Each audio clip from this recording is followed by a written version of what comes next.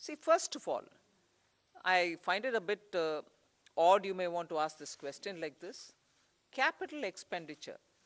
I would have appreciated if you asked me, you said something in the BE, but you have not really exhausted what you put forth. You have not really used it in the ground. It is unfulfilled in the sense targets have not achieved. I would have been happy to answer if that were to be the case. But you're asking me a question about, in the sense you are implying that we have fully utilized what has been kept for capital investment. Therefore, it makes me feel odd that you're asking a question of actually have jobs been created or not. When projects are undertaken and money is utilized, and that it is utilized is coming through from the budget statement, how would the projects get completed without manpower, without jobs?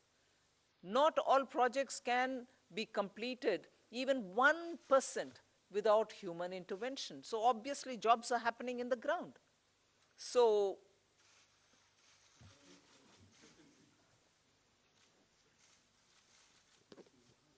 Ma'am, I want to ask you, ma'am here. Ma'am, I want to ask you what percentage of taxpayers had moved to the new tax regime in the last assessment year?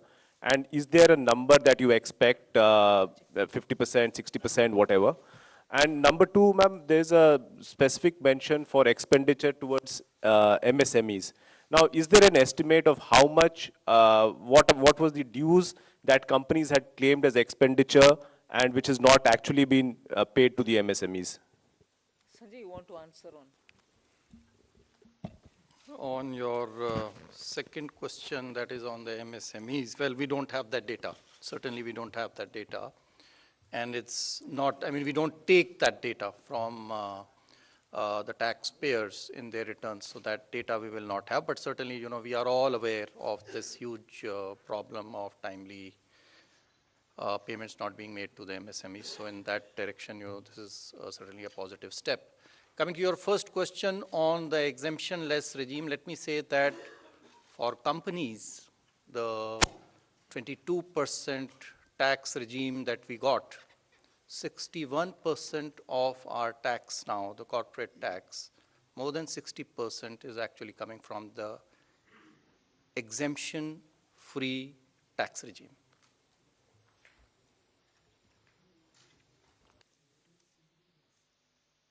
Individuals' data we will not have, but we are very hopeful that this particular scheme for individual taxpayers, the PIT, I think the majority would prefer. I mean, all of you, if you all do your own calculations, I think majority here would be now wanting to shift irrespective of their incomes and the deductions and exemptions that they claim. They would be finding it more attractive to shift to the new tax regime, majority of them.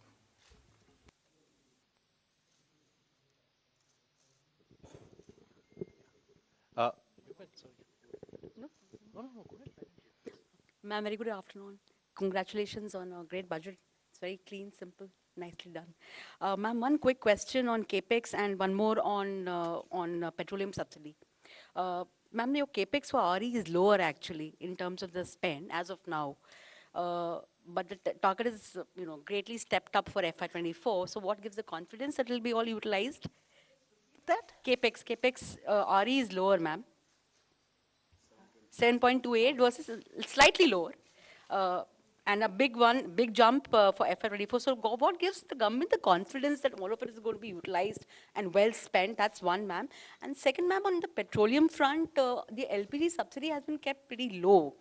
You had announced certain additional measures last year in May, along with the deep cuts in excise on petrol, diesel. So what happens to those announcements regarding LPG subsidy? They have not been rolled over.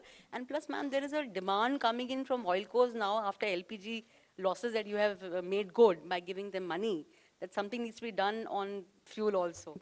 So would the government consider? What was the last bit? Something has to be done for who? Basically, demand coming in from oil cores in terms of... oil marketing companies. Yes, cash compensation. The money which is now being given is not for that. Not for that, ma'am. So, all of that. So, on your first question on capital expenditure, So yes, the revised estimates are about 97% or 98% of the budget estimate. Yes, there is a slight deviation. It's mainly on the state capital expenditure, which is falling short of the 1 lakh crore. Actually, the central capital expenditure is going to exceed the budget estimates. State capital expenditure is not expected to reach the 1 lakh crore figure because some portions of the state capital investment scheme have reform conditions. So some states have not been able to meet some of the conditions. Therefore, we expect, I think the figures are there, about 76% of the state capital expenditure scheme is likely to be spent. That's the revised estimate. So the shortfall is actually on the state side, not on the central side, point number one.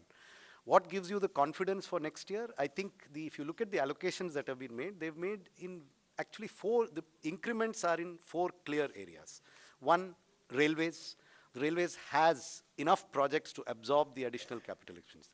The second is highways. They have adequate projects running to absorb this capital expenditure. The third is states, 30,000 crores. Now, yes, there will always be a challenge, but I think the states are gearing up now. This 2 years of this experiment has helped them to improve their spending capacity. And we are also seeing an uptick in the second half of this year on the state capital expenditure. So I'm reasonably confident that the states will absorb the 1,30,000 that has been provided. And the other big item on the central side is the petroleum capital expenditure, which is for retrofitting of refineries to meet emission standards and pollution standards, and partly for augmenting our strategic reserves. So I'm quite confident that we'll meet the expenditure targets. Please.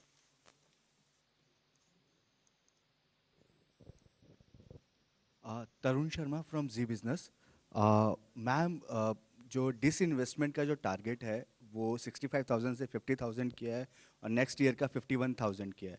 तो ma'am, इससे हम ये समझें कि जो दो government bank का जो प्राइवेटाइजेशन होना था और जो 2 इंश्योरेंस कंपनीज का जो प्राइवेटाइजेशन होना था वो अब 2024 के बाद ही संभव हो पाएगा, उससे पहले नहीं हो पाएगा, क्योंकि मैम जो टारगेट ये कर रहे हैं। दूसरा सवाल मेरा संजय सर से है।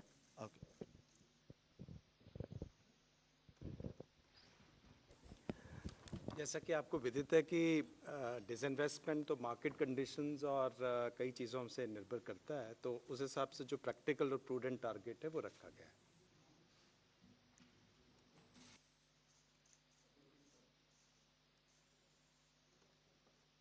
Ma'am, I am Monica from the New Indian Express. Ma'am, what was the need to lower effective tax rate for high income group at this point in time? And also tax collection at source has been increased from 5% to 20% or on overseas tour package. So what is the reason behind this massive increase? See, the tour packages are generally taken by people whose effective tax rate is certainly more than 30%. So if we are charging them 20% TDS, I don't think it is high. Our attempt always has been to charge TDS at more or less similar rates, if not exactly the same rates. So that answers your question number 1. Question number 2 on, I think you are referring perhaps to surcharge, which has been reduced. Well, our rates, the highest tax rates in our country were amongst the highest, even more than, some of the developed countries. And so, in any case, it was introduced as an interim measure, and so that has now been reduced, so that the effective tax rate, highest effective tax rate becomes 39%. I'd just like to supplement that. There is a consistent theme, if you see, both on the new tax regime and on the changes that you're seeing in this budget, that the move is towards lower rates, but fewer avoidance measures and exemptions. So if you look at high net worth individuals, there are a number of tax avoidance removal measures in this budget, along with the reduction in surcharge. So if you look at market-linked debentures, if you look at very high value insurance policies, and a few other measures. So the marginal rate is coming down. but some of the devices used predominantly by those in that highest marginal tax rate are also being rationalized. So it's not necessarily a net reduction, it is a reduction from a high marginal rate inducing certain avoidance devices to a lower marginal rate with fewer opportunities to avoid. 74, please.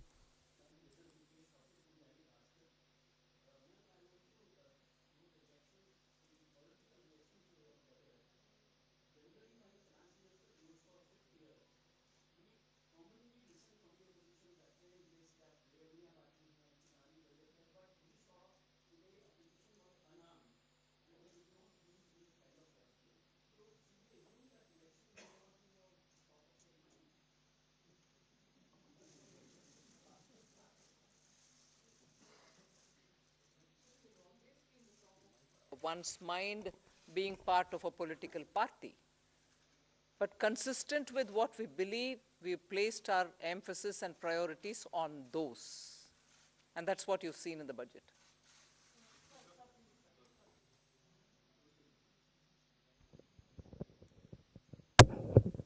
Madam मेरा सवाल है आपसे। मैं संजय शर्मा हूं लोकमत अखबार से।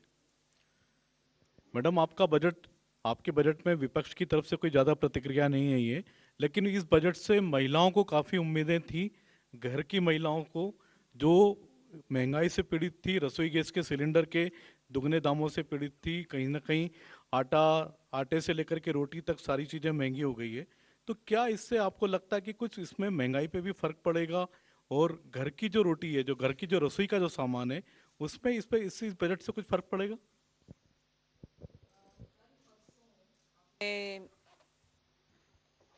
Government का निर्णय को देखे होंगे कि गेहूं के लिए मार्केट में रिलीज करने के लिए आदेश हुआ है, जिससे गेहूं के दाम कम होने के इतना क्लियर इंडिकेशन है, जिससे सीधा घर में रसोई में फर्क पड़ेगा ही पड़ेगा।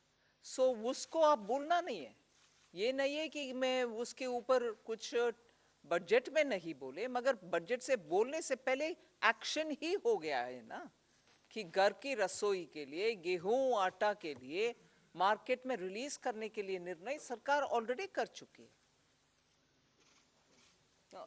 एक मिनट। साथ ही साथ जो है महिला जो है वो भी एक परिवार का सदस्य है, तो जो रिलीफ जो इतना टैक्स पर्सनल इनकम टैक्स में दिया गया है वो भी परिवार के पास में और महिला के पास में आएगा, उसके हाथ में आएगा, जिससे वो अपना घर का खर्चा चला सकती है। सो वो भी एक महिला के लिए हमें नहीं देखना चाहिए कि महिला के लिए नहीं है, वो भी महिला के लिए एक बेनिफिट है। गेहूं पुरुषों के लिए भी है और महिला के लिए टैक्स भी है।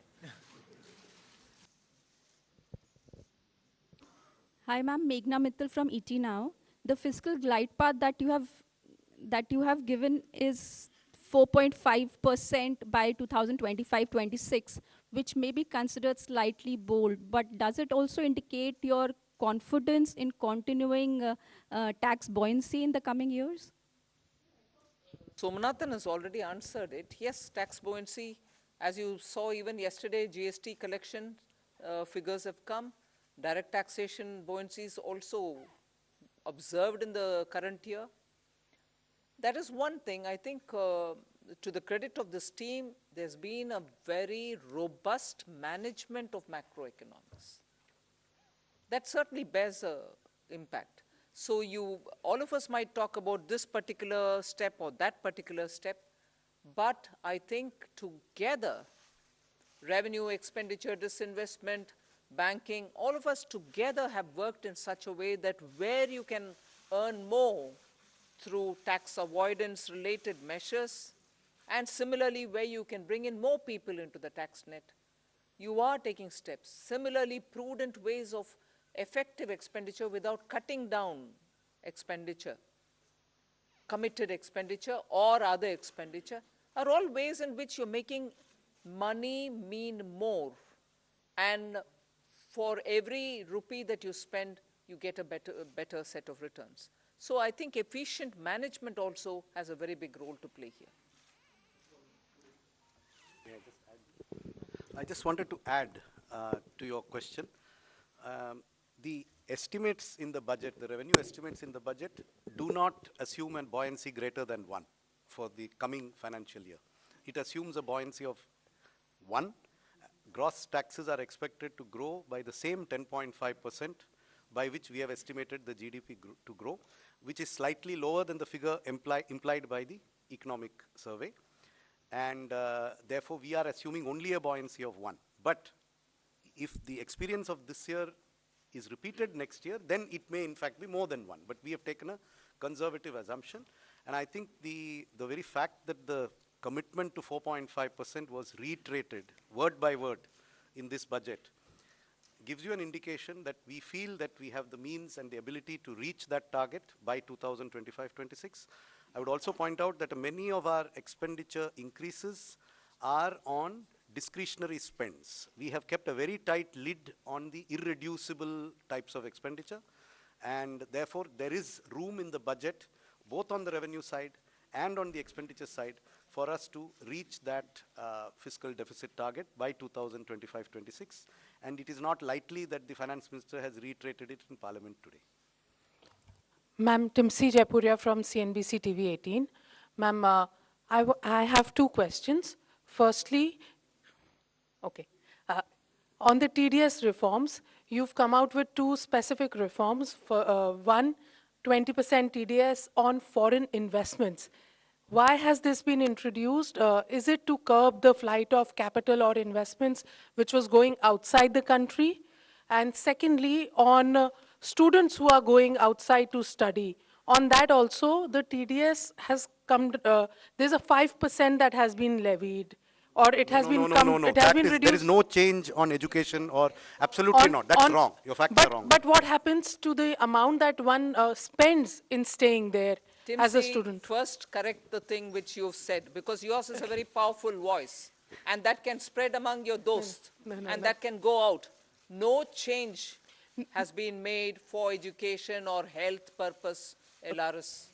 Please, I hope my voice is audible much more than Timsi's. Thank you for correcting me, ma'am. But on the foreign capital, on the foreign investment, the TDS of 20%, if you could explain the rationale. I think this question was asked, and I already answered it, to say that this is actually coming from income, and the income tax rates for those categories of people who are using this LRS to send money outside is much more than 20%. And so they were, in any case, to pay for the tax. And in case they don't have to pay for the tax, they can always get a refund.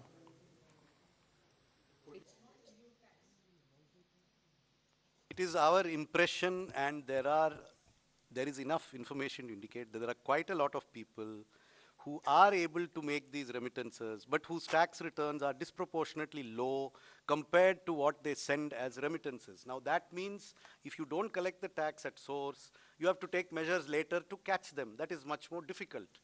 If you are able to make remittances to invest in a property in Manhattan, or in a stock brokerage account in Dubai, or if you are going to take a 30-day tour of the world, almost certainly your effective tax rate will be 20%. So, yes. We have learned from both the economic survey and the RBI report that there's a lot of public investment and private consumption. Are you still happy with the private investment? Are you still expecting it to grow? Or do you think for the moment it is only public investment that will go on? Hi, yesterday in the press conference, we answered this question, and we also had a slide up there in the presentation we made yesterday that private capital investment has been improving every year in the last 3 years. For example, in the first half of 2021, based on quarterly earnings reports filed by listed companies, the capital expenditure was 2.1 lakh crores, which increased to 2.4 lakh crores in 21-22 in the first half, April to September. And 22-23, it has gone up to 3.3 lakh crores. And then you look at the RBI survey on capacity utilization and investment spending plans of the respondents. There is a very clear sign that many private sector companies are looking to enhance their capital expenditure. So both in terms of intent and in terms of actual spend, private capital investment is showing very clear signs of revival. Thank you.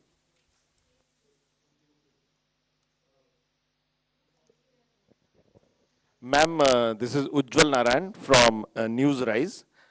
Ma'am, this is your fifth budget, and when you started in the first budget, you talk about India reaching to a 5 trillion economy by 2025. So just I wanted to know what is the situation, because yesterday CA has put forward another goal post of becoming a 7 trillion economy in next 7 years. So what is happening to that target? That is my simple question. Say, we are moving along to achieve our targets, both mine and his. We'll achieve, we'll achieve.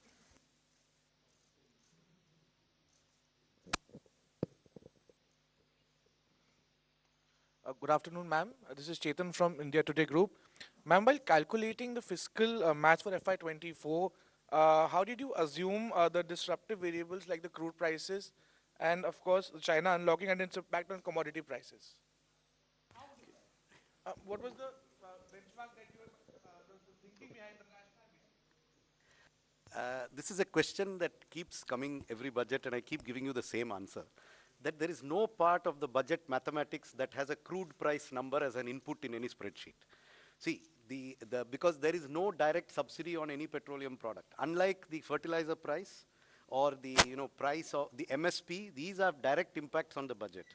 The petrol price would have an impact only if it triggers some major change in the tax system. Otherwise, the petrol, diesel, oil prices do not directly affect our budgeting. So it is not that there were days, maybe 10, 15 years ago, when there was a lot of subsidy on these commodities. At that time, a crude price assumption was inherent in the budget. Today, there is no inherent crude. The assumption we are making in the budget is only that there will be no subsidies on petrol and diesel, and that global prices will be such that there will be no subsidies. What the global price will be, I don't need to make an assumption. So no assumption has been made. Confusion since last year when people referred to what was said in the economic survey as though it was said in the budget itself. The budget didn't say it then, the budget doesn't say it now.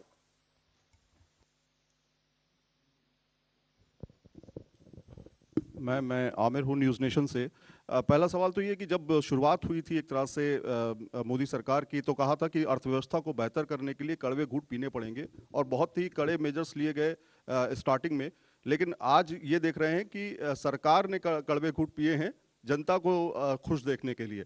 तो क्या ये एक चुनावी budget है, इसको मानती है? और पहला ये, दूसरा ये कि इनकम टैक्स में जिस तरह से जो छूट की सीमा है, जो पहला फेज़ है आपका जिसमें 7 लाख तक की छूट है, तो उसमें वो फेज़ आपको लगता है कि इससे राजस्व पर भार पड़ेगा? कितना भार पड़ेगा, कोई एस्टिमेट है इसमें? We have said it in the budget speech itself as to what is the net revenue foregone. उसका घोषणा ही कर चुके हैं हम, हिडन नहीं रखे। So वो आ गया है 35,000? 35,000 Direct taxes 37,000 crore, indirect taxes 1,000 crore, additional revenue through indirect taxation measures 3,000 crores, and so net is 35,000 crore.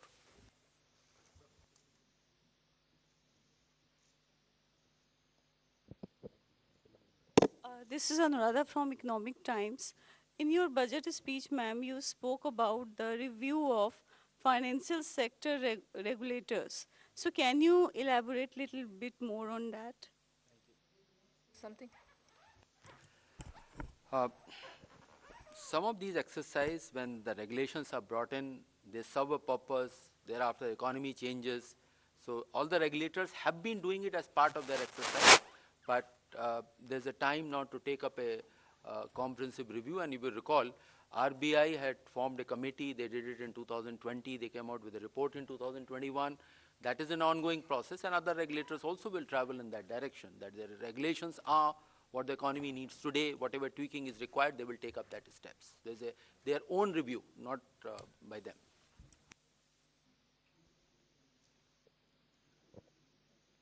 Ma'am, congratulations on your penultimate budget. And ma'am, am I audible, ma'am? congratulations on last full budget, and I just wanted to understand, you have mentioned, alluded to Banking Regulation Act amendment and Banking Companies Act amendment. Is it an indication that this year we'll see privatization on that front, public sector banking front? And if you could also throw some light on what kind of amendment it will undertake apart from, allowing public sector bank for privatization. These measures are for improving the governance of the boards and then investors' protection, etc. These are not to do with any disinvestment or the privatization measures. These are the different set of measures. Over a period of time, the things have changed, and the Banking Regulation Act also fall in line, or not fall in line, has to be aligned with the present day needs, what the directors are, who can be there, what their terms are going to be. So those kind of amendments are there. And one component, of course, is on the investors' protection areas as well.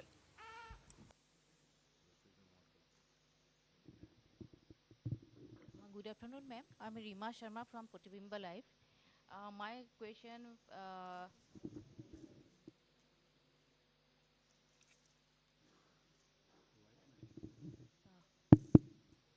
my question is regarding MSME sector in the Northeast. Northeast, especially in Assam, during pandemic, that Assam handloom sector and bamboo sector badly affected. Many artisans forced to close their work. So in your budget, you have saying something, MSME sector, you have given some relief and widened the possibilities. So as Gamusa also getting GI tag this time, so do you have any special relief for the Assam and Northeastern artisans, especially in the handloom sector and bamboo sector?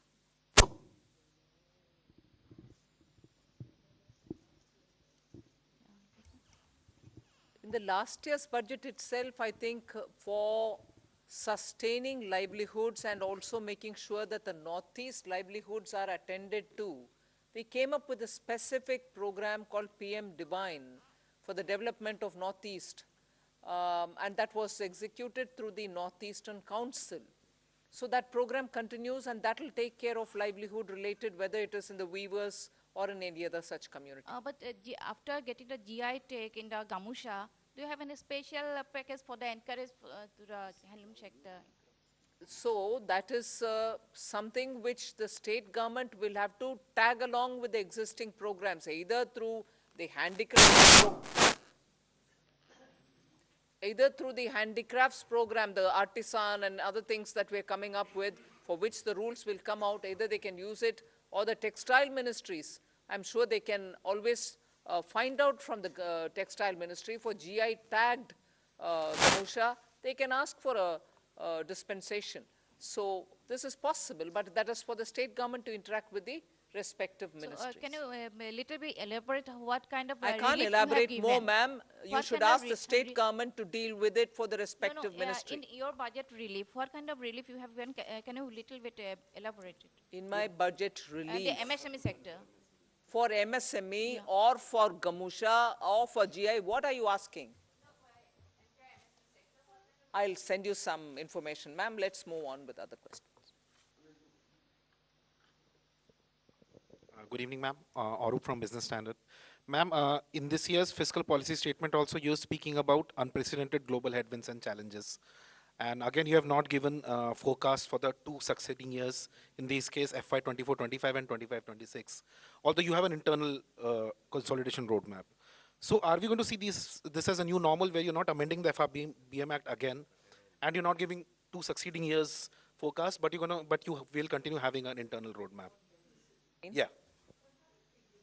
Yeah, but you're not amending for the third consecutive year, you're not amending the FRBM Act, and you're not giving two succeeding years targets. Yeah, but we have given a glide path, and we are every budget stating whether we are aligning with the glide path given or not, right? So that pandemic was the new normal for 2 years, hasn't it been?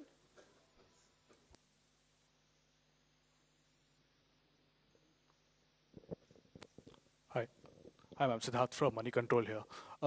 the gross borrowing number is 15.4 lakh crores, net is, gross borrowing is 15.4 lakh, net is 11.8 lakh.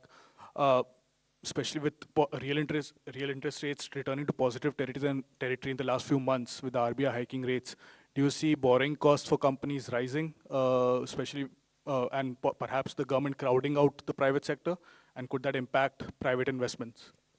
So I think the question of crowding out, actually the increase in borrowing over the previous year is 8%.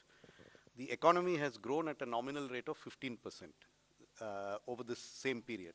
So this is a level of borrowing which I think will not lead to any incremental crowding out. In fact, as a percentage of the size of the nominal economy, the total gross borrowing is actually going to be lower in 23-24 than in 22-23. So incremental crowding out, I think, is not a significant issue, and that I do not think will lead to any impact on borrowing costs in the private sector.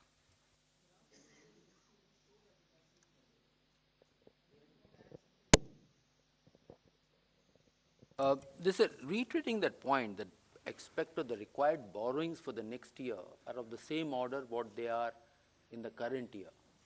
Of course, the size of the economy has gone up. So it is not that the more money is being taken out of the savings which are available into the economy. So we don't see that impacting because it is of the same order. And even if you go 2 years back and just increase by nominal rates, the borrowings are, net borrowings are of the same order. In fact, they are less than 2% more than the actuals. The figures stated were, I think, for the BE, but actually it will be only, estimates are that it will be less than 2%. Economy is nominally expected to grow at more than 10.5%. So, I mean, that should answer your question. Ma'am, Ishwarya Paliwal from India Today. Ma'am, opposition parties have been calling this Nil Batta Sannata not good enough budget. Your comments? I don't follow your Hindi. Would you say that again? Ma'am, they said not good enough. Most of the opposition parties for the budget. Ma'am, your comment on that? For what reasons, if I may know? Not good enough for? What reasons, ma'am? If you would like to repeat their words. They have said, ma'am, most of the political parties. I'm saying, if you could please repeat their words and say, not good enough, for what reasons per se? They said nothing for the, they said nothing much for the middle class. What? Most of the, this is what those parties. Ma'am, do you believe India will remain a bright spot, ma'am? Please do. Next question, please.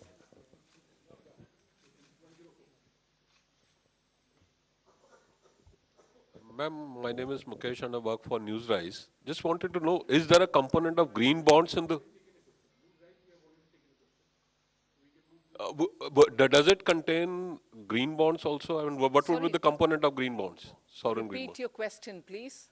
You interrupted me. So basically, in this overall gross borrowing that we have for the year, what component of that would be in form of green bonds?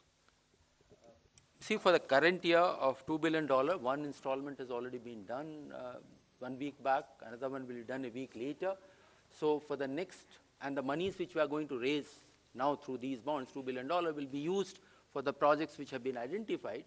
And if those projects require in the pipeline that they require more money, then we will raise money through the green bonds, but that will be part of the overall borrowings which have been suggested. Pardon? There is no target for green bonds for next year. It is something which will evolve as the year goes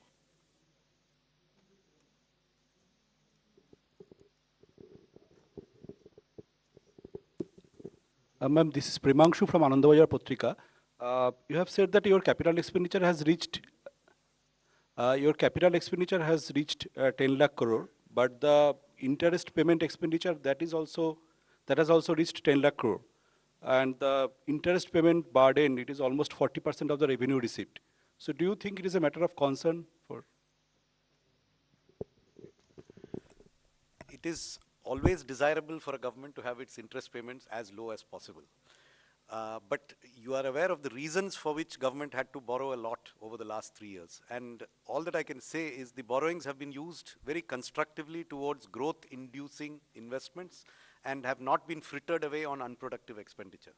Therefore, if the economy keeps growing at the rate that it has started to grow at now, then this is unlikely to be an unsustainable debt burden. We are quite confident that the interest burden will gradually come down as the GDP keeps growing. And to sustain that growth, the quality of expenditure, the quality of government expenditure is increasing. The revenue deficit is falling even faster than the fiscal deficit. So we are actually seeing an improvement in the quality of public expenditure, which will enable us to sustain this higher interest burden, which is a result of history, 2 years of COVID, where the entire globe has seen an increase in interest burden in all governments all over the world.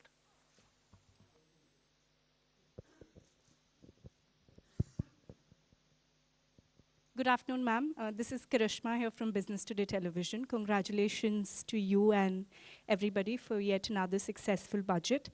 Ma'am, you did talk about simplification of the tax regime. So my question is on the capital gains tax regime that was also expected. It was not a part of the budget announcement, but it's expected that a simplification could be done in the coming months. Is that something on the cards? And also, ma'am, secondly, no big bang announcements on cryptocurrency in this budget. What is the kind of update with the consultation paper that had to be submitted also to the FSDC? For your question, first question, I have no answer because it's your expectation. You kept about it for the last few months, and then you want me to answer on that? But the revenue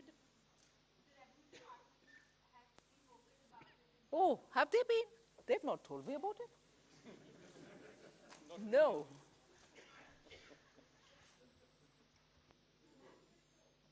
To say now. That's all right, but even then there's nothing to say now.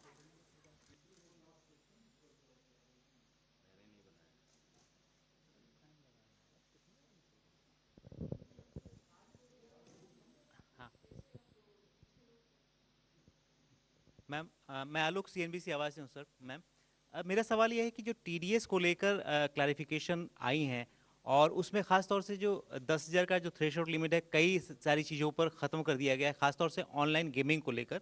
इसके पीछे क्या reason है? Online gaming को लेकर अभी भी क्या सरकार काफ़ी कॉन्शियस है या ऐसा लग रहा है कि अभी भी टैक्स लीकेज है वहाँ से, या बाकी चीज़ों पर भी जो ख़त्म किया गया है ये टीडीएस के लिए जो 10,000 का एग्जम्पशन, उसके पीछे क्या रीज़न है? देखिए, टीडीएस जो ऑनलाइन गेमिंग पे है अभी प्रत्येक विनिंग के ऊपर में था, लेकिन जो ऑनलाइन गेम्स हैं वो कई सारे गेम्स मिला करके एक सेशन बनता है। एक गेम कोई नहीं खेलता है, कई सारे गेम्स जो हैं एक साथ खेलते हैं। तो इसलिए जो टीडीएस अब लागू होगा वो समस्त गेम्स पे सामूहिक रूप से जब नेट जो विनिंग होगा, जो वो अपने पैसा जो उनका जो एक अकाउंट में से वो निकालेगा, तभी उसके ऊपर में देखा जाएगा कि कितना उसने प्रॉफिट कमाया है, कितना उसका विनिंग हुआ है। उसके ऊपर में टैक्स जो है लगेगा और उसी के ऊपर में टीडीएस भी लगेगा। और यदि वो 10,000 रुपये से अधिक है तो टीडीएस पहले लगता था, अब वो 10,000 की लिमिट हमने हटा दी। तो लिमिट तो हटा दिया है, लेकिन ग्रॉस पे लगेगा और नेट पे लगेगा और प्रत्येक विनिंग के ऊपर में नहीं लगेगा। ये हमने बदलाव किया है। So 2 changes have been made. One is that the taxation will be on the net winnings, because in online games generally you play a series of games over days. You don't play it, just one game and, like, you would be doing, say, race horsing would be, maybe once in a while. But this is over a period of time. So whatever are the net winnings, when you take that money from your account that you have made with the online gaming platform, the tax will be on that. So this is one change. The other change is that the TDS previously was on each winning, irrespective of the amount, on, 10,000 and more. If the winning is 10,000 and more, so some of the online gaming companies were keeping winnings lower than 10,000, say 9,999. So that we have removed. So there is no now threshold on TDS. That is the second change.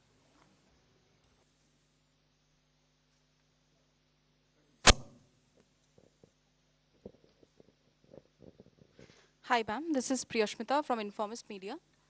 Ma'am, I wanted to know that there has been an upward revision in the small savings estimates for FY23.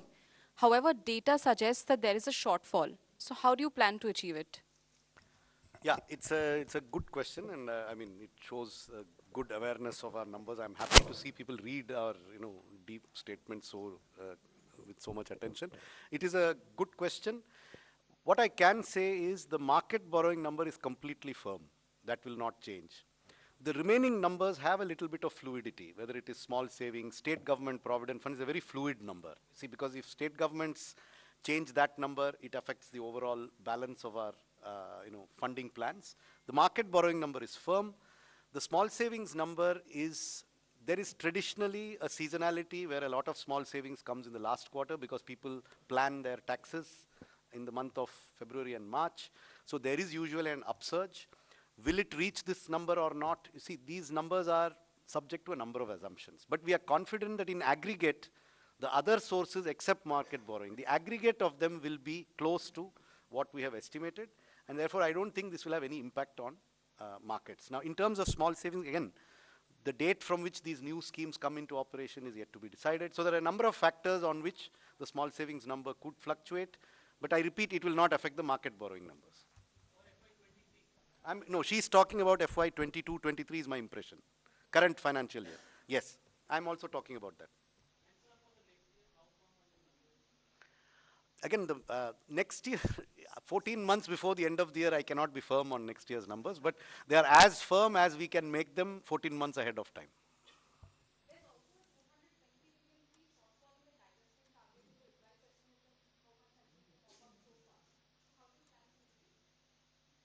Well, I mean, if there is a shortfall somewhere, there is an increase somewhere else.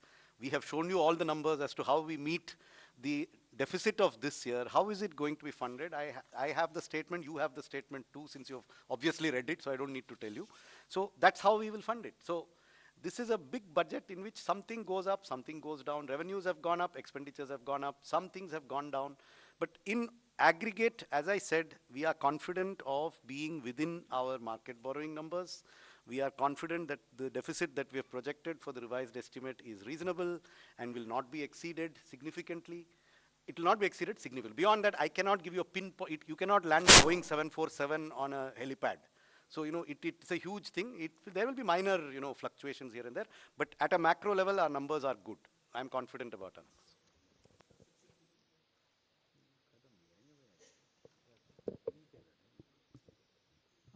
Ma'am नमस्कार, मेरा नाम महावीर सिंह है, freelancing करता हूँ।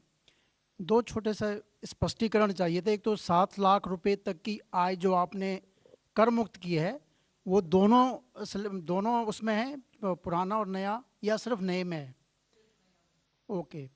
और एक आपने घोषणा की कि जो गाड़ियों के स्क्रैप के लिए सरकार कोई सपोर्ट कर रही है, उसके पीछे क्या मंशा है सरकार की? क्यों इस तरह के उसको बढ़ावा दे रही?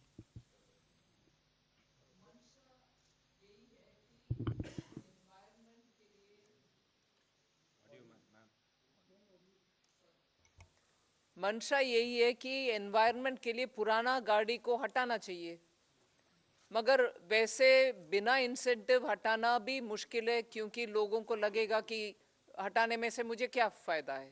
सो इंसेंटिवाइज करना उसके लिए।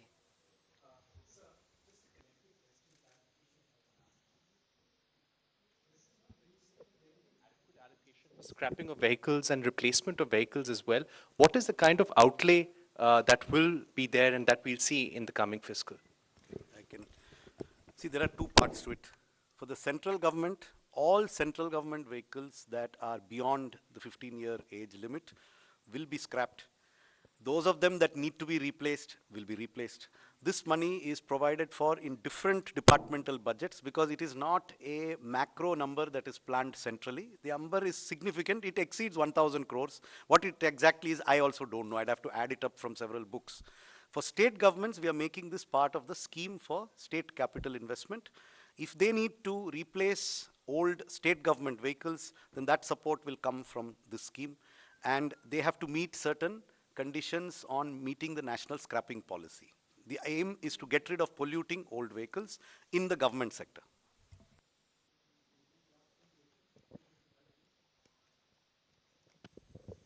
नमस्कार मैम, प्रमोद शर्मा। मैम, प्रधानमंत्री जी का नारा है कि लोकल फॉर वोकल, लेकिन जो ऑनलाइन प्लेटफार्म है फ्लिपकार्ट और अमेजन, इनके चलते जो छोटे छोटे दुकानदार हैं उनका कारोबार प्रभावित हो रहा है। तो सरकार की कोई ऐसी योजना है कि फ्लिपकार्ट और अमेजन से भी सरकार को कुछ नहीं मिल रहा है टैक्स जो मिलना चाहिए, तो ऐसा कुछ इन पे कुछ लगाने का जो लोकल फॉर लोकल के लिए तो जेम में पोर्टल में एमएसएमई को स्थान मिल रहे हैं। वो उनके अपने प्रोडक्ट्स को उनके द्वारा मार्केटिंग आउटरीच करने के लिए government e market place provision दे रहा है। सो उनके लिए पॉजिटिव एक्शन है उधर।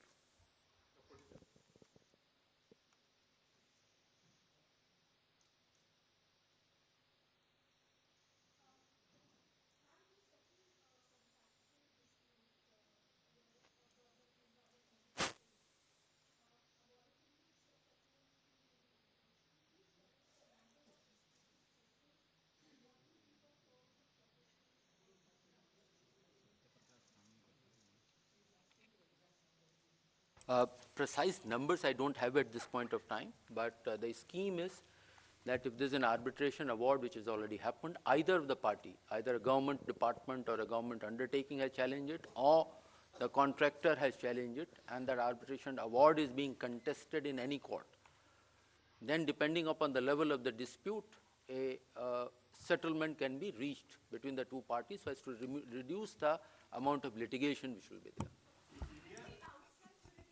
Yeah, it will be a voluntary, see, it is voluntary. Any dispute can be settled out of court by both parties. Traditionally, there are difficulties for government to take a discretionary decision on settling a dispute. So this will be a standardized set of terms depending on the nature of dispute and the level at which the dispute has been settled, or, I mean, has been where there's an arbitration award, where there's a court award, where there's a Supreme Court award. There are different levels at which there is certainty or uncertainty. We will be coming out with a draft scheme which will be put out for consultation very shortly from the Department of Expenditure. So, no, it is only for domestic. Only domestic disputes. It will not cover international arbitrations or international cases. Definitely not.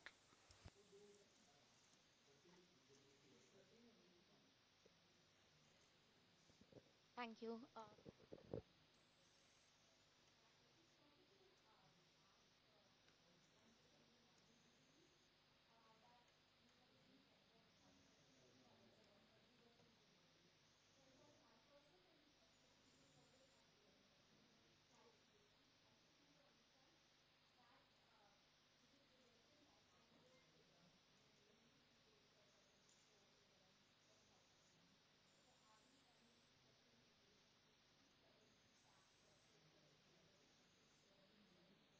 Want both of them to answer for each economic survey from his school of thought and us from our school of thought? We are not going to be talking about comparing the two and giving justification for one. They come from their school of thought and we do it ours, right? I understood the question, but you're trying to link the two which are not so related. That is economic survey, yeah?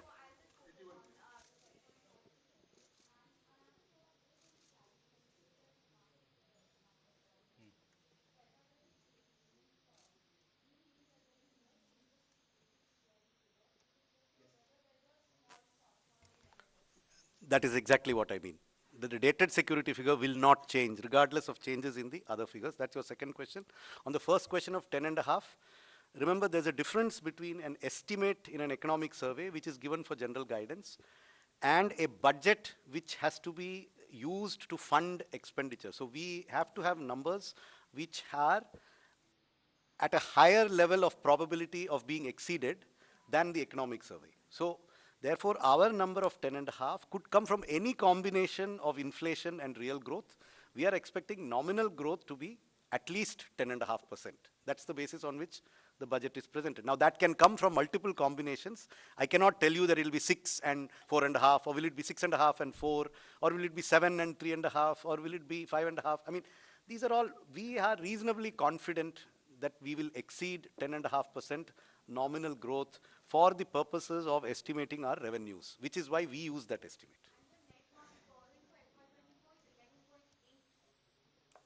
whatever is stated in the budget speech, it is there, it is 11.8, it has been stated in the budget speech, and I know you have read this statement, so it is there, 11.8.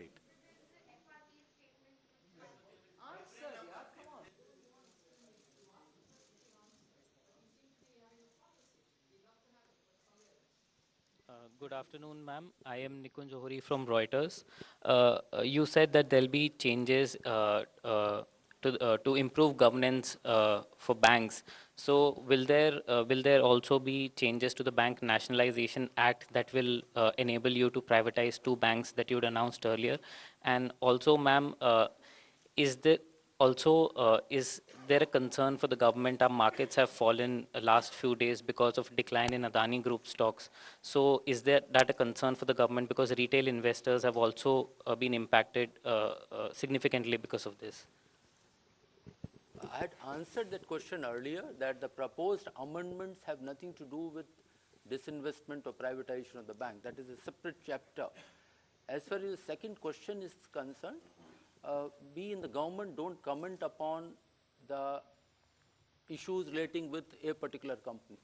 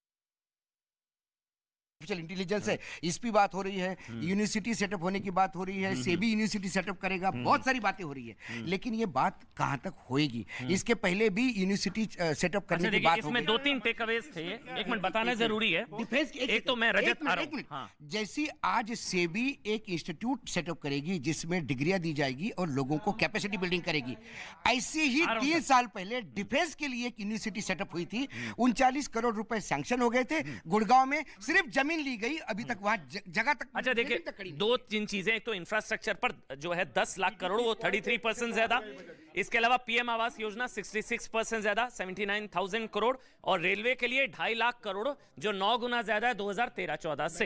अब एक एक करके आप सब, एक minute पहले sir. हाँ plus भाई हमारे आकाश भाई बहुत उत्साहित है। देखिए सबसे बड़ी बात है कि बजट में पहले 3 उन्होंने कहा है कि 3 हमारे लक्ष्य हैं और उसके 7 उन्होंने बेस बताए हैं, उसके आधार पर पूरा बजट है। 3 क्या है? तो नागरिकों के पास, आम नागरिक तक पहुंचना, जिसमें युवाओं को सबसे ज्यादा हमको प्रमुखता देनी है। दूसरा उन्होंने कहा है कि हमारा जो लक्ष्य है वो रोजगार सृजन है, मैक्सिमम से मैक्सिमम। और थर्ड जो है वो जो हमारे यहाँ जो आर्थिक स्थिरता आई है उसको और कंसोलिडेट करना है। उसके बाद उन्होंने कहा कि हमने 7 आधार बनाए हैं बजट का। तो जब 7 आधार आप देखेंगे, 7 आधार है कि एक समावेशी विकास है, दूसरा है वंचितों को वरीयता देना है, जो वंचित रह गए हैं, तीसरा है बुनियादी ढांचा और निवेश, इन दोनों को बढ़ावा देना है, क्षमता विस्तार करना है, देश में जो पॉसिबिलिटी है लोगों के अंदर उसको करना है, फिर हरित विकास है, उसके लिए बड़ी घोषणाएं हैं, युवा शक्ति और वित्तीय क्षेत्र। मैं 2-4 पॉइंट इसमें बताना चाह रहा हूं जिस पर शायद जैसे आपने एक तो हाउसिंग का बता दिया, 70 की हाउसिंग का बढ़ाने का मतलब 66% ज्यादा। 70 हाउसिंग बढ़ाने का मतलब होता है कि वो क्षेत्र, वो देश के हर क्षेत्र का विकास हाउसिंग से जुड़ा होता है। उसमें ईंट भी बनेगा, उसमें सीमेंट भी बढ़ेगा, उसमें स्टील भी बढ़ेगा। किया गया है 48,000 करोड़ से 79,000 करोड़, 66% ज्यादा। हाँ वही ना, 79,000। लेकिन जो विशेष बातें हैं ना उस पर जरा ध्यान देने की जरूरत है। देखिए पहली बार जो है, जैसे मिलेट्स को बढ़ावा देने के लिए इस देश में इंडियन इंस्टीट्यूट ऑफ मिलेट्स की स्थापना होगी, जहां वो शोध करके बढ़ावा दिया जाएगा, उसके लिए स्पेशल फंड हुआ है। दूसरा, जो मछुआरा वर्ग है जिसके बारे में कहा जाता था कि मछुआरों के बारे में बात बहुत होती है, राहुल गांधी भी जाके भाषण दिया है, काम कोई नहीं करता है, ये पहली बार बजट में special package, special skill development, उस